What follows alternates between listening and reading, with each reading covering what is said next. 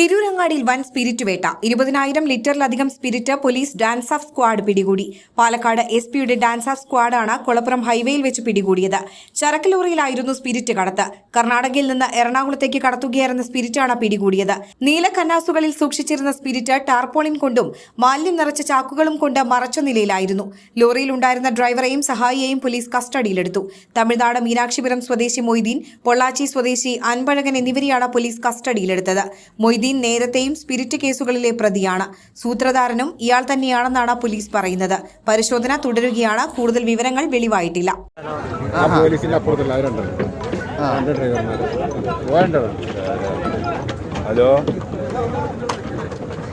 hello